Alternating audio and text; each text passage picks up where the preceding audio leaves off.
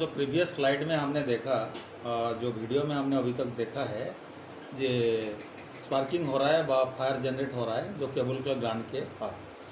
ये normally single core cable में होता है। सिंगल कोर केबल में आप देखिए ये कंडक्टर है जो बीच में रहता है, उसके बाद इंसुलेटर रहता है, उसके बाद शेडेड रहता है व आर्मर रहता है, उसके ऊपर आउटरमोस्ट इंसुलेशन रहता है।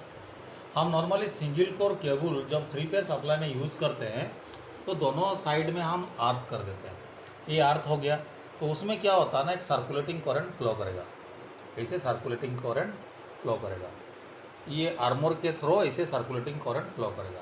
तो इसके वजह से क्या होगा ना, स्पार्क जनरेट होगा। लेकिन और एक चीज़ भी हो सकता है, मान लीजिए हमने इसको इस साइड में ग्लांड कर दिया, इधर ग्लांड कर दिया एक मेटल प्लेट के साथ केबल को, और इधर भी हमने एक ग्लांड कर दिया मेटल प्लेट के साथ। तो ग्लांडिंग, ये जो पैनल का जो ग्लांड है ये अर्थ है, ऑलरेडी अर्थ है, ये भी जो पैनल का प्लेट है ये भी अर्थ है। तो इस केस में भी आपका स्पार्क जनरेट होगा। तो हमने जहाँ 3 फेज सिस्टम में सिंगल फेज केबल लगाते हैं तो हम ये जो ग्लांड प्लेट है इसको हम नॉन मैग्नेटिक व इंसुलेटेड प्लेट लगाए ग्लांडिंग हम कर पाएंगे।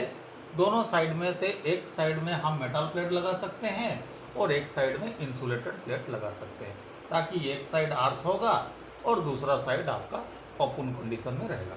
इस कंडीशन में आपका सर्कुलेटिंग करंट फ्लो नहीं कर सकता है, ना ओपन सर्किट में current is always 0।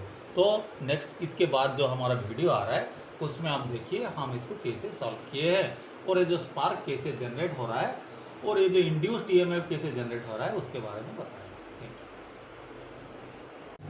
Dear friend, आपने जो देखा पहला जो स्लाइड में आपने देखा ये स्पार्किंग हो रहा था, एक्चुअली ये सिंगल कोर केबल है और ये दोनों साइड में आर्थ किया गया था।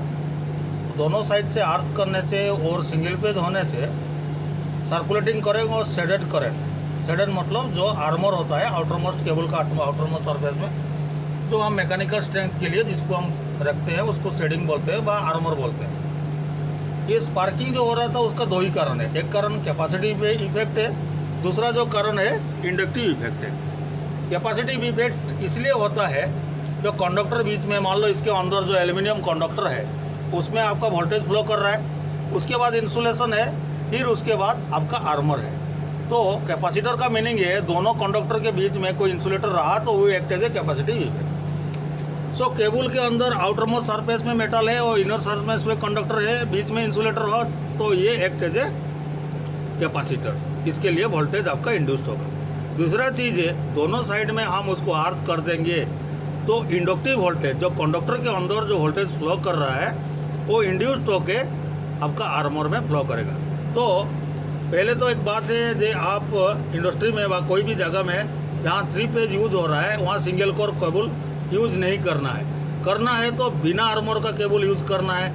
और यदि कोई भी चांसेस के हिसाब से आप आर्मर केबल यूज़ कर रहा है तो आपको वन साइड में अर्थ करना है, दूसरा साइड अर्थ को ओपन रखना है। आप देखिए हमने सबस्टेशन साइड का अर्थ कर दिए, लेकिन इस साइड का जो आर्मर है उसको हम इंसुलेशन टेप देके इंसुलेटेड कर दिए और उसको ग्लांडिंग भी नहीं किया। आप देखे होंगे ये ग्लांड को हमने रिमूव कर दिया ताकि ओपन सर्किट रहे और सर्कुलेटिंग करंट फ्लो ना कर पाए, यही एडवांटेज है। लेकिन ग्लांड करना है, मान लीजिए आपको ग्लांड करना है तो ये जो हमने ये जो मैग्नेटिक वाला जो प्लेट लगाया है इसको हटा के हमने उसमें नॉन मैग्नेटिक प्लेट लगाना पड़ेगा। लेकिन ऑपरेशन उतना टाइम देना चाहिए, ये सब करने के लिए आपको 1 से 4 से 5 घंटा टाइम लगेगा, बट ऑपरेशन प्लांट में ये पॉसिबल नहीं होता है। इस कंडीशन में हमको उसका ग्लांड खोलना पड़ता है और आर्मर को इंसुलेटेड करना पड़ता है, एसटी टेप लगा के इंसुलेट करते हैं। तो ये याद रखना है जब हम सिंगल कोर केबल यूज़ करते हैं तो सिंगल कोर केबल को दोनों साइड में अर्थिंग नहीं करना है, वन साइड में अर्थिंग करना है और दूसरा साइड को ओपन छोड़ना है। Thank you.